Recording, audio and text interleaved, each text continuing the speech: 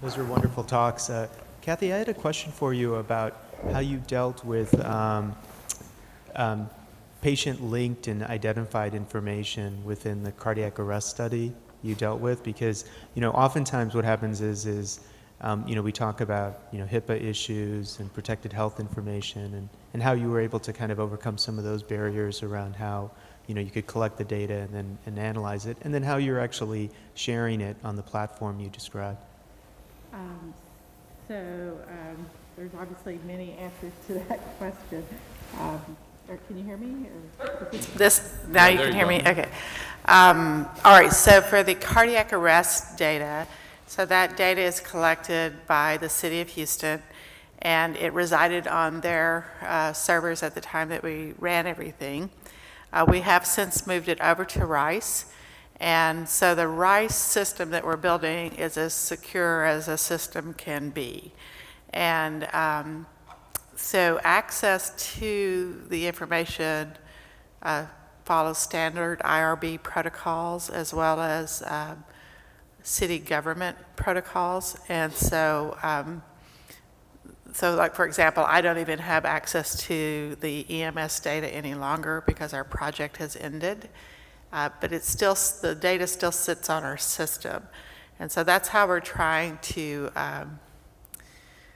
manage this. And I have to say that I have spent the last 2 months meeting with lawyers about all of this. And because, Rice has a very large endowment that they don't want to put at risk and all those kinds of things. And so we're trying to be very, very careful while still meeting what I'd say is a very progressive city government that really wants to make the city better using the data.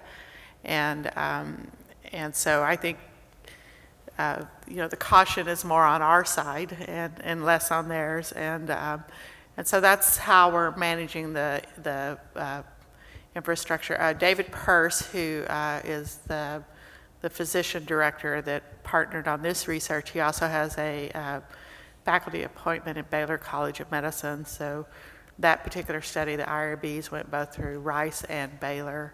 So we feel pretty secure about that. Does that answer your question? It does. Do you guys collect patient-specific information too? So, do you have age or other? Yes, we actually have all of that. But if you'll notice, the research did not use it. And so the only thing that we used was the location. And so so that data set has everything about the patient, including their address and those pieces. And we are wanting to go back and do the quality of housing link to especially the asthma effort. And that we are doing. And so we're trying to work out the legal ramifications, the legal pieces of that. But I've read a lot more law than I thought I ever would. And I know we're all wrestling with this, but I think about myself. I wouldn't want someone using my data without, in a way that would self-identify me. We follow all the regular protocols that nothing is published, which would identify anyone, and we, geographically jiggle the data so that you can't tell exactly where people are and things like that. So in your figures, when you didn't actually use the precise location? Yeah, so those were randomly just a little bit, So, but if you think of, from one corner of that graph to the other is 100 miles, because Houston's very large geographically, and so it wouldn't matter to you if I did or did not perturb those. You wouldn't have been able to tell a difference. In the actual analysis that we do, we use the exact location. So. Mm-hmm. Hi, quick questions for each of one of you. Christos, we just loved your talk down there. We were just thinking it was the greatest thing in the world, and genius, in fact. But what about probably the real situation that we're going to face, where we have some driverless cars and some people? So then what happens at Commonwealth Ave under those circumstances? Yeah. So that's actually the second most common question that I get asked. Okay. So I will answer it, but let me tell you what the first one is. Yeah. Pedestrians. Right. What do you do about the pedestrians if all traffic constantly moves and never stops? And we have a solution for that. You kind of create artificial time windows by delaying the cars upstream and create enough. Okay, so back to your, that's a very difficult problem. And I don't think it is that hard conceptually. It is very hard technologically and socially. So technologically, if you have some cars that, if there's a car ahead of me, which is, a 1960 Chevy or something, as long as I have enough local sensors, I can simply control my vehicle to adjust that. Mathematically, that means I have a constraint. So I just solve an optimization problem with a constraint. Then there's the human aspect. Do people really accept that? Right. Economic aspects and so on. But that is one of the two top questions that I get asked. Thank you. Dexter, you said you did have some ideas about big data and all this. Certainly the numbers of the savings over the 15 years was huge. Can you see big data playing a role in this in the future? Yes, in a number of ways, but I think the most interesting way to me is that we're collecting clickstream data. Everything a student says. Now, what happens when we start doing that for 2 or 3 students, or 200 or 300, or several thousand, or several million? Right. Yeah, and it gets to be a severe problem for big data, but it's a great way to determine how successful your instruction is. And because it individualizes the learning that they get, in addition to, this is system in general work. I don't have to mess around with no stinking medians and means. I can say it did well for these students and didn't do well for it. So I think that's the most interesting Right, so you have a application bulk for me. effect of the tutor, but now you can tune the tutor to the individual potentially, and that would even be better. Yes, Yeah. finely tuner, yeah. Yeah. Kathy, I was looking at your map, and I was surprised that I didn't see much happening near the chemical plants. I mean, is that just sampling stuff? I mean, the wind? What's going on there? So a couple of things. So remember that this effort was City of Houston, and so the gray area of the map is the boundary for the City of Houston. Yeah. In terms of air quality monitoring, so the City of Houston and Harris County are required by law to monitor. There's no law that requires there be monitors outside of that geographical region, and so that's where the private monitors, so there's a Houston Regional Monitoring Association, which is run by oil and gas companies in that area. So there is data out there, but I don't have it. So that's part of the private versus public data, and so that is privately held data that is not available to me. Yeah, okay, that's understandable. Thanks. Understandable. Look, Yeah. we're all breathing the air. I think we should have the data, actually. So. Right. I guess one thing that's not so understandable is that that we should be limited in these kinds of studies to just municipal boundaries.